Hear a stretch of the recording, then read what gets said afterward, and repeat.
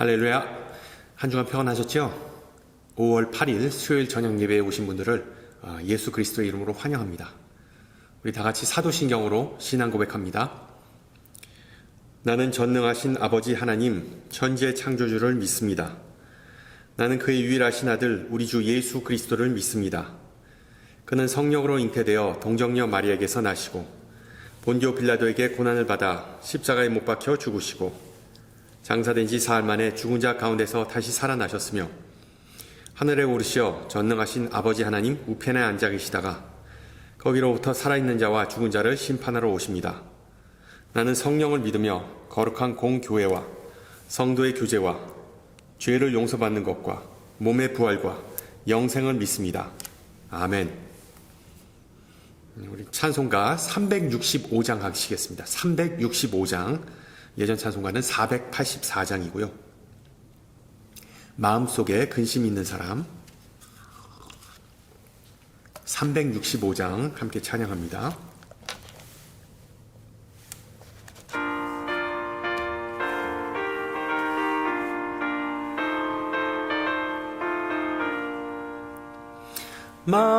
마음속에 근심 있는 사람 주 예수 앞에 아뢰어라. 슬픈 마음 있을 때라도 주 예수께 아뢰라. 주 예수 앞에 다 아뢰어라. 주 우리의 친구니 무엇이나 근심하지 말고 주 예수께 아뢰라. 눈물 나며 깊은 한숨 쉴 때 주 예수 앞에 다 아뢰어라.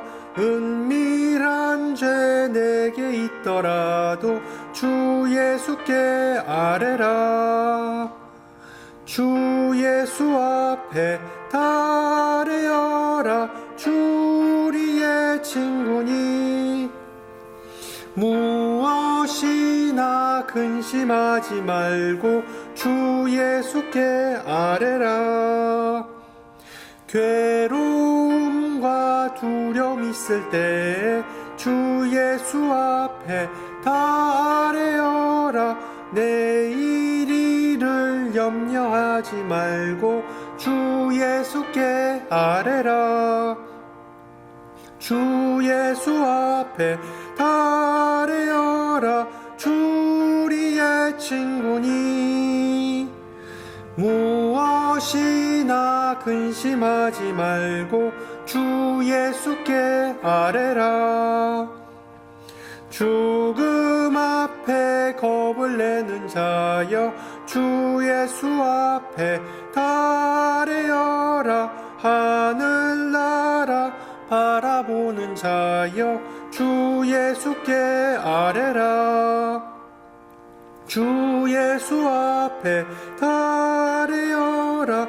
주 우리의 친구니 무엇이나 근심하지 말고 주 예수께 아뢰라.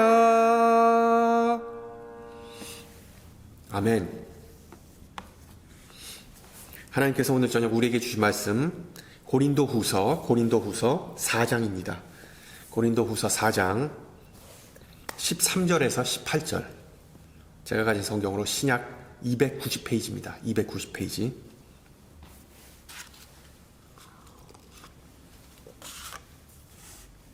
고린도후서 4장 13절에서 18절 말씀을 받들어 봉독합니다. 기록된 바 내가 믿었으므로 말하였다 한 것 같이 우리가 같은 믿음의 마음을 가졌으니 우리도 믿었으므로 또한 말하노라. 주 예수를 다시 살리시니가 예수와 함께 우리도 다시 살리사 너희와 함께 그 앞에 서게 하실 줄을 아노라. 이는 모든 것이 너희를 위함이니 많은 사람의 감사로 말미암아 은혜가 더하여 넘쳐서 하나님께 영광을 돌리게 하려 함이라. 그러므로 우리가 낙심하지 아니하노니 우리의 겉사람은 낡아지나 우리의 속사람은 날로 새로워지도다. 우리가 잠시 받는 환난에 경한 것이 그 지극히 크고 영원한 영광에 중한 것을 우리에게 이루게 함이니 우리가 주목하는 것은 보이는 것이 아니요 보이지 않는 것이니 보이는 것은 잠깐이요 보이지 않는 것은 영원함이라. 아멘. 계속해서 인간의 마음에 대해 성경이 무엇을 말하는지를 좀 살펴보고자 합니다. 우선 예레미야 선지자는 인간의 마음이 부패하고 심히 병들었다고 말하죠.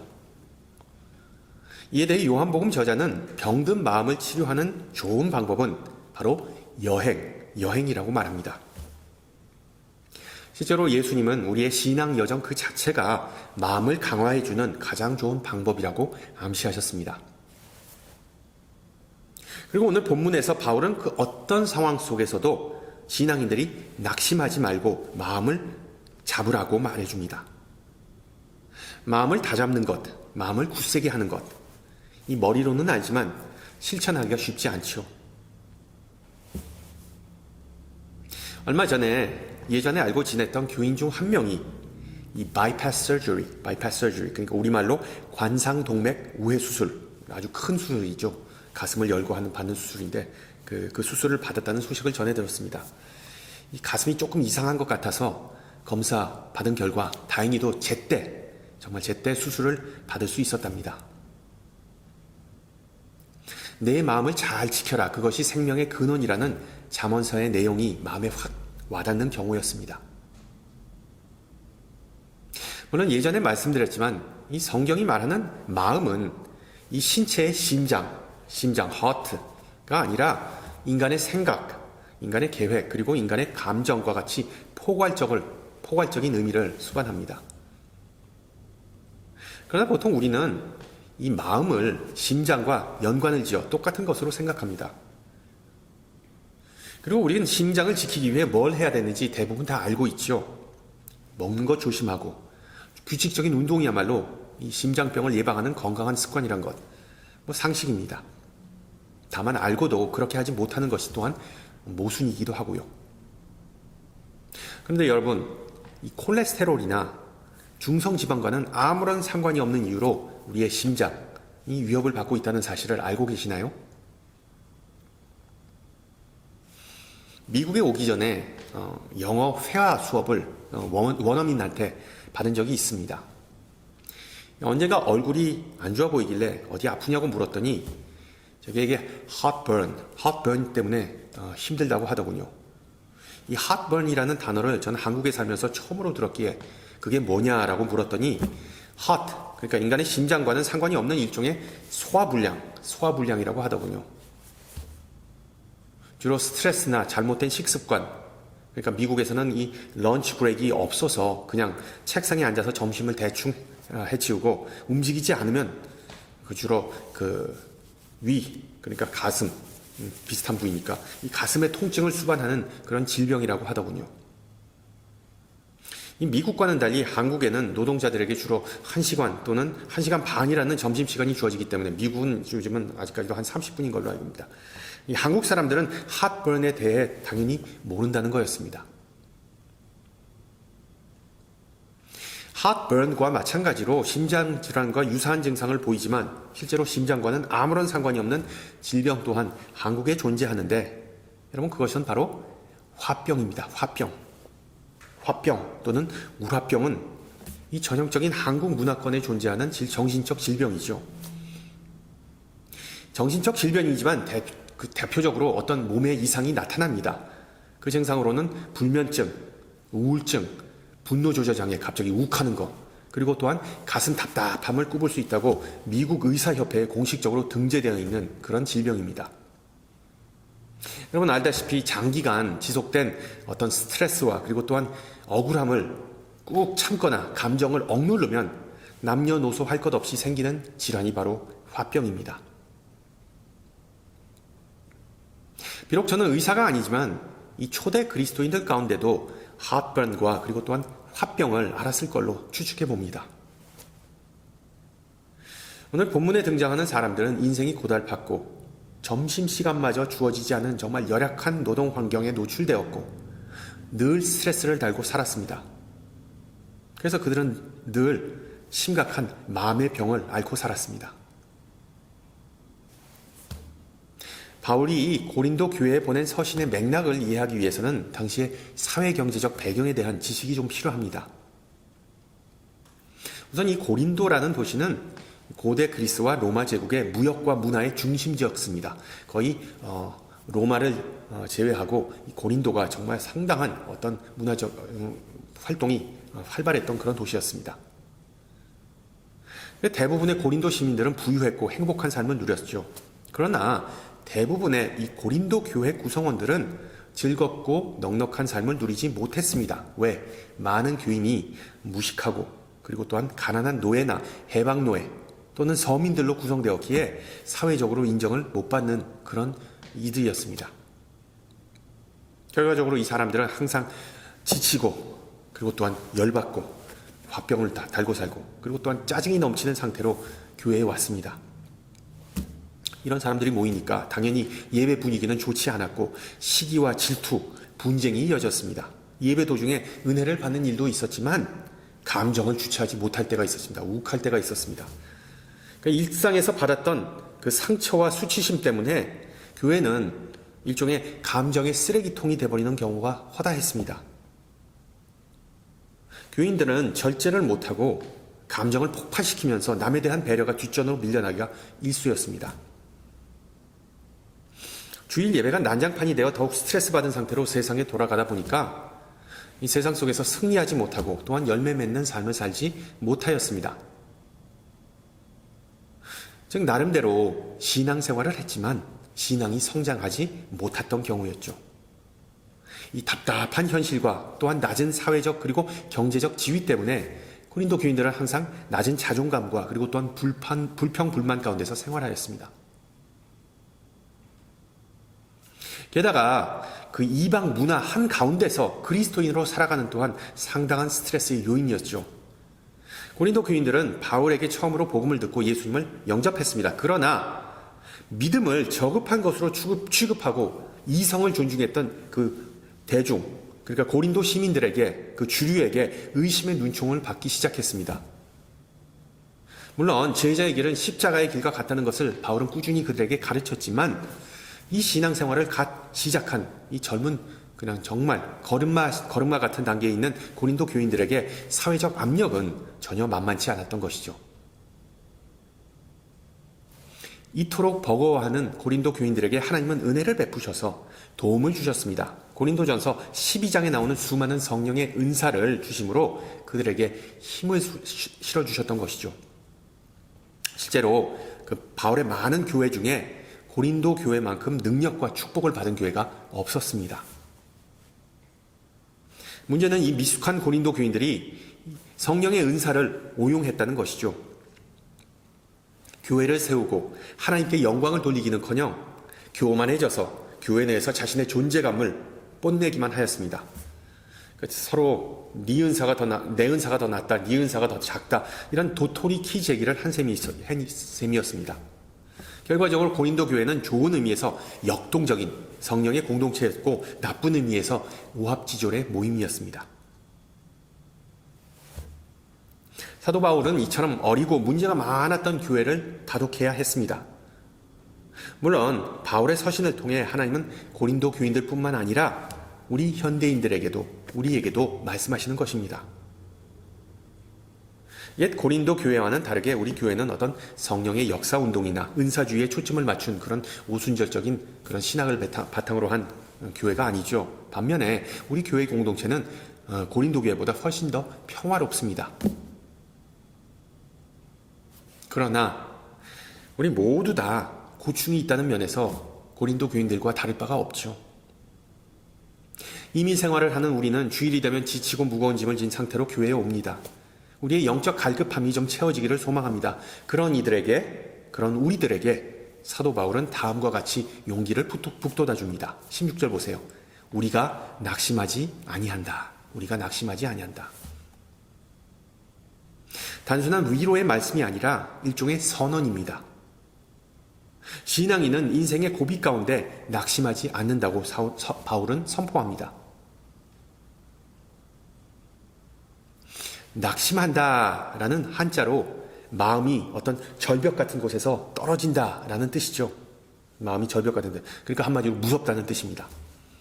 비슷한 맥락에서 영어에서는 discourage라고 하는데, 낙심한다를 discourage, 용기를 뜻하는 courage라는 단어는 원래 불어의 심장이라는 단어에서 유래되었습니다.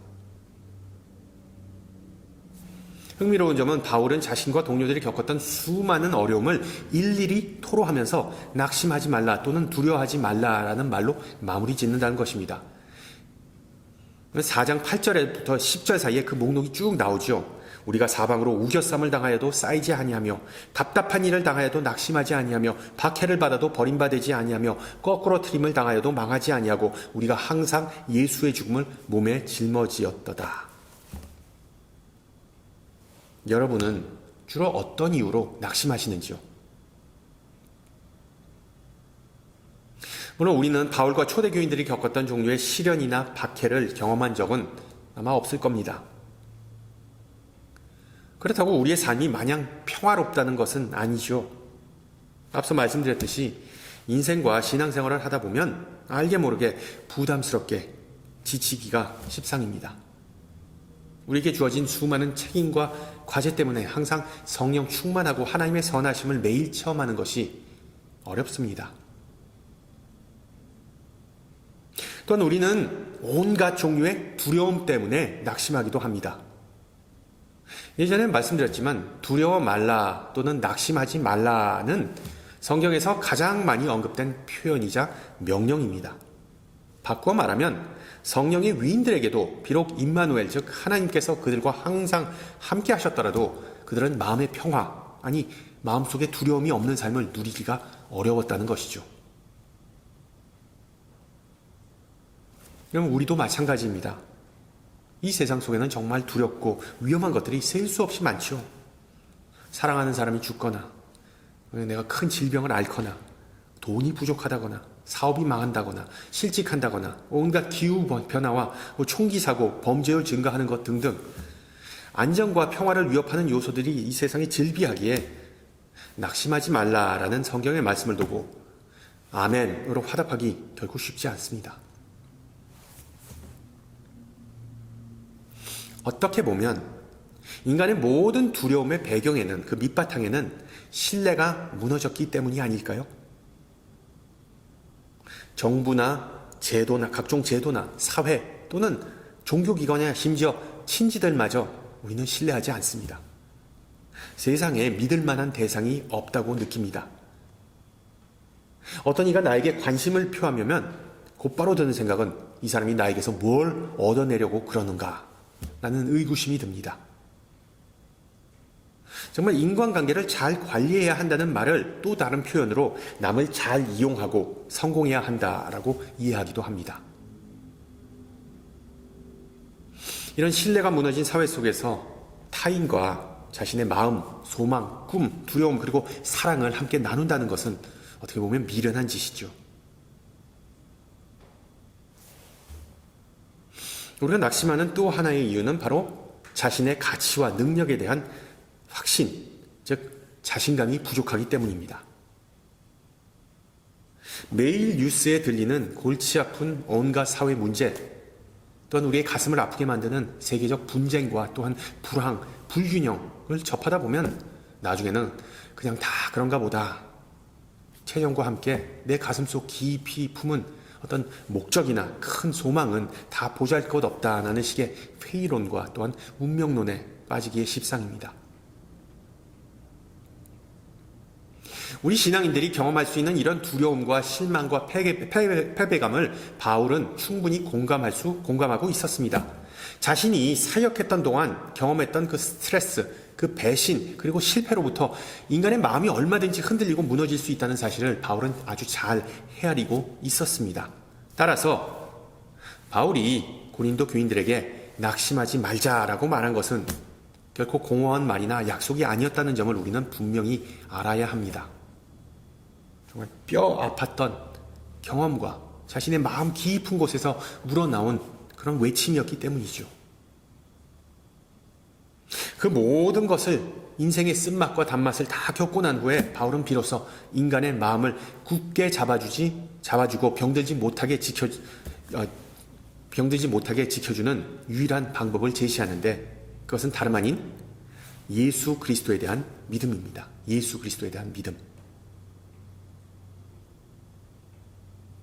우리의 인생 여정은 신앙을 성장하게 하고 마음을 강건케 하는데 도움을 준다고 지난주에 말씀드렸죠. 수십 번 말씀드렸지만 no pain, no gain. 고통 없는 성장은 없습니다. 아무리 신앙생활이 힘들다고 하여도 우리의 최종 목표인 예수님을 시야에 놓치지 않는 이상 우리는 항상 강건하고 용감한 마음을 유지할 수 있습니다. 문제는 우리가 살다 보면 항상 예수님에게 초점만을 맞추고 살 수 없다는 것입니다. 다윗처럼 주야로 말씀을 묵상하면서 하나님에게 집중하면서 살기란 불가능합니다. 우리가 인생 여정을 보내다 보면 당연히 주변의 시선을 돌리게 됩니다.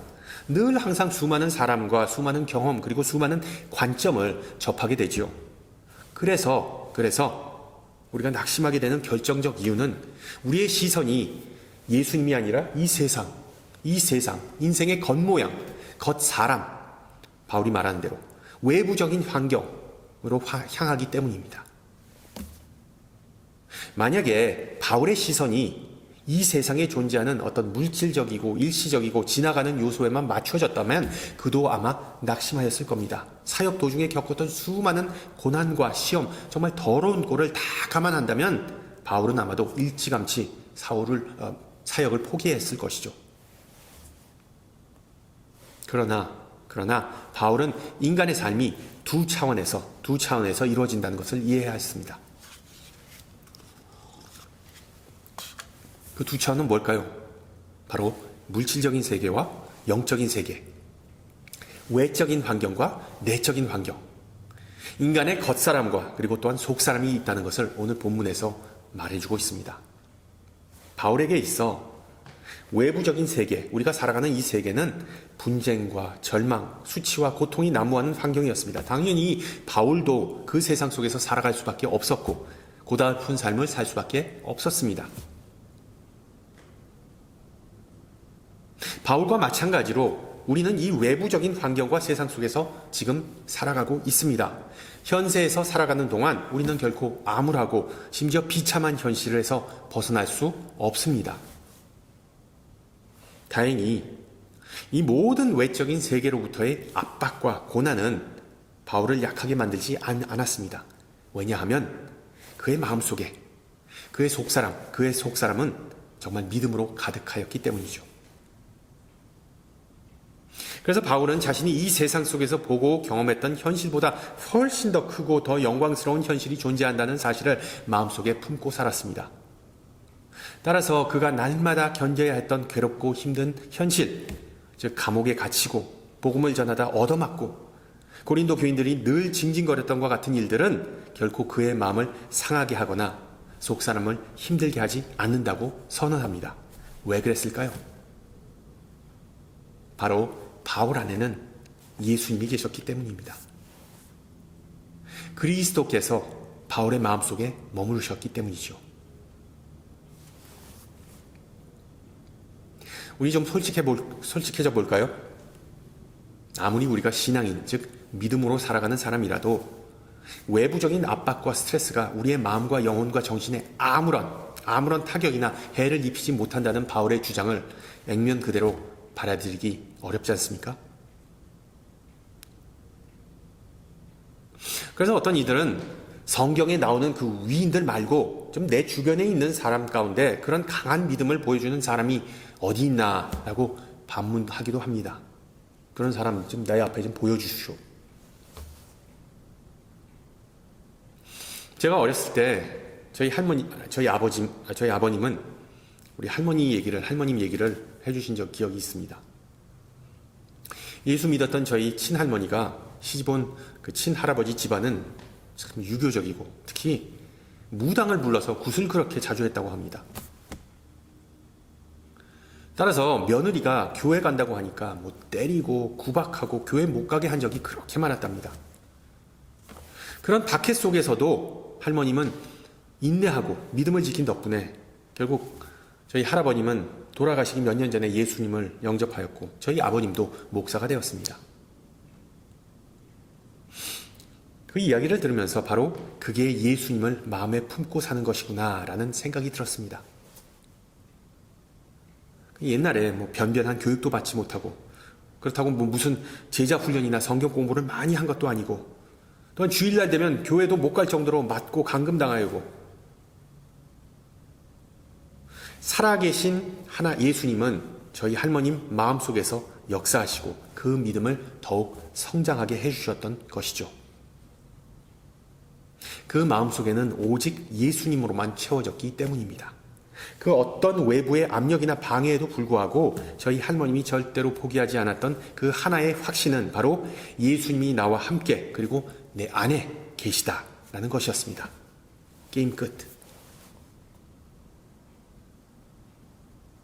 성도 여러분, 지금 여러분의 마음속에 그리스도가 계시는지요?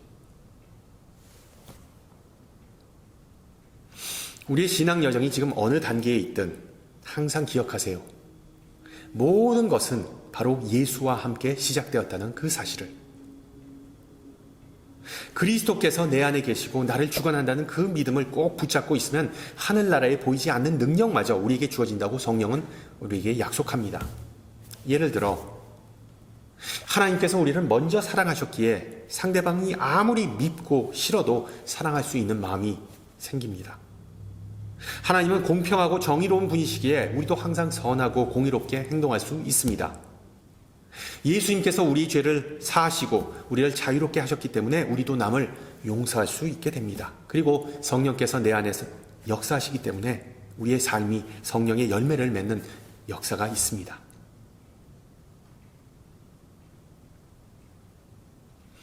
지난주에 믿음은 하나님 아버지의 집에 우리가 거할 처소를 보장해 준다는 것을 우리가 배웠죠. 믿음으로 가는 나라, 하나님 나라. 예.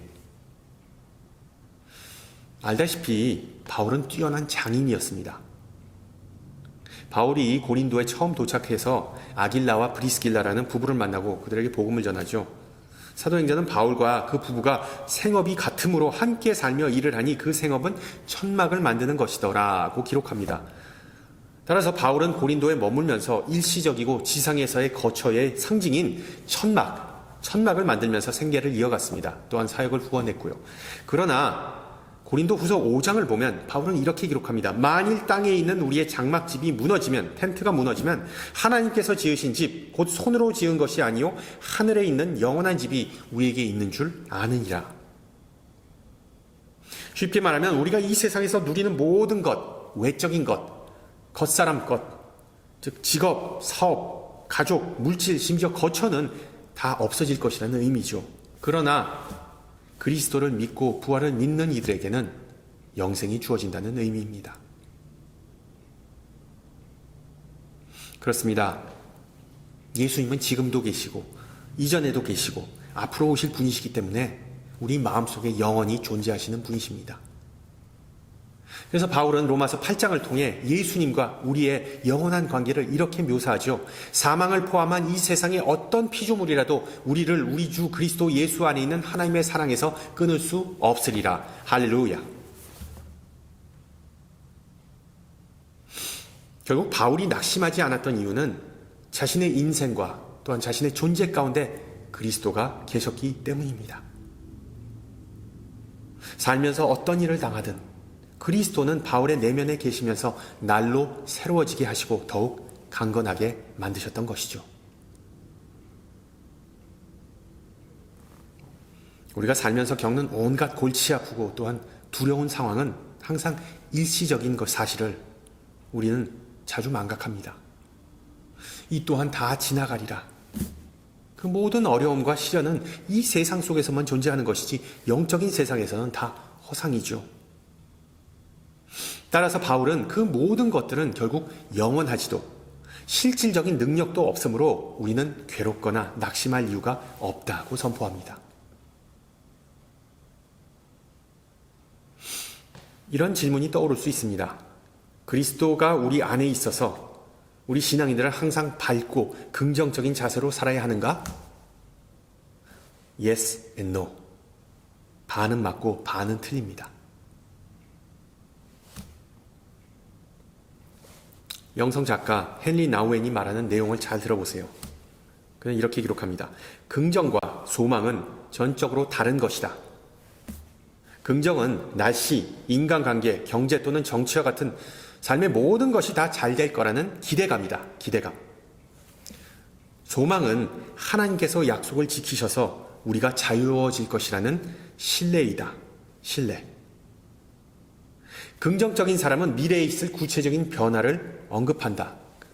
소망의 사람은 자기 삶이 하나님의 손안에 있다는 것을 믿으면서 현재를 살아간다. 성경의 위인들은 모두 다 소망의 사람들이었다. 그들은 어떤 미래가 자신들을 기다리고 있는지 모른 채 하나님의 약속이라는 선물을 마음속에 품고 살았다라고 기록합니다. 여러분 항상 기억하세요. 이 세상 속에서 우연히 일어나는 일은 결코 없습니다. 믿음이 역사를 일으킵니다. 기도가 역사를 일으킵니다. 사랑이 역사를 일으킵니다. 그리고 소망이 역사를 일으킵니다. 믿음, 소망, 사랑과 기도와 같이 하나님께서 주시는 이 모든 선물을 마음문을 활짝 열고 감사하게 받으시는 은혜가 넘치기를 축원합니다. 함께 기도합니다. 거룩하신 주님, 하나님의 마음은 다름 아닌 하나님의 본질이자 뜻과 계획임을 고백합니다. 그리고 우리의 마음은 바로 그 마음을 담고 다윗과 같이 하나님의 마음에 합한 자녀가 되는 것입니다. 그러나 우리는 낙심하고 의기소침할 때가 많음을 고백합니다. 바울이 말하듯 믿음이 아니라 눈에 보이는 그것만을 의지하기 때문입니다. 우리의 내면을 들여다보기에 두렵고 귀찮아서 이 세상을 바라다 보면 오히려 두려움과 걱정이 엄습해올 때가 있습니다. 바깥이 아니라 바로 우리 안에 예수님께서 계신다는 사실을 너무 자주 잊어버리기 때문에 우리의 마음과 영혼이 날마다 새로워지고 믿음, 소망, 사랑과 같은 하늘의 신령한 은혜를 베푸신다는 사실을 잊고 살아가고 있음을 고백하고 회개합니다.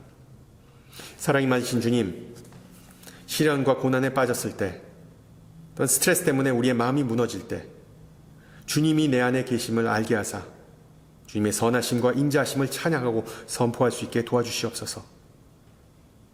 우리의 신앙 여정을 위해 필요한 단 하나의 도구는 바로 예수님에 대한 전적인 신뢰와 사랑임을 알게 하사 늘 주님의 빛으로 우리를 인도하시고 성령의 불길로서 우리를 정결케 하사 하나님의 나라를 섬기고 확장하는 데 우리의 마음과 정성을 다하게 하옵소서. 은혜가 많으신 주님, 졸업 시즌이 다가왔습니다. 특히 학교를 뒤로 하고 이제 새로운 인생 여정을 시작하는 모든 자녀를 위해 기도합니다.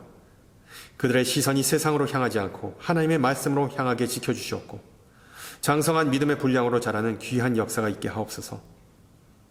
또한 그들을 위해 항상 기도하고 힘쓰고 가르치는 모든 교사, 특히 자녀들을 양육하는 모든 부모에게 인내와 사랑과 지혜를 허락하사 항상 아름다운 열매가 맺히게 하옵소서. 함께 주님 가르쳐준 기도합니다. 하늘에 계신 우리 아버지, 아버지의 이름을 거룩하게 하시며 아버지의 나라가 오게 하시며 아버지의 뜻이 하늘에서와 같이 땅에서도 이루어지게 하소서. 오늘 우리에게 일용할 양식을 주시고 우리가 우리에게 잘못한 사람을 용서하여 준 것 같이 우리 죄를 용서하여 주시고 우리를 시험에 빠지지 않게 하시고 악에서 구하소서. 나라와 권능과 영광이 영원히 아버지의 것입니다. 아멘. 네, 예배를 마쳤습니다. 돌아오는 주일이 벌써 마더스데이네요. 예, 우리 어머니들, 우리 어머님들 정말 수고하셨습니다. 그리고 또한 사랑합니다. 그리고 또한 우리 부모님들, 마더스데이지만은 네, 우리 어버이 주일이니까는 우리 아버지와 그리고 또한 모든 어머니들에게 항상 회상하면서 그들의 사랑을 좀 감사했으면 좋겠습니다. 다음 주 이 시간에 뵙겠습니다. 샬롬.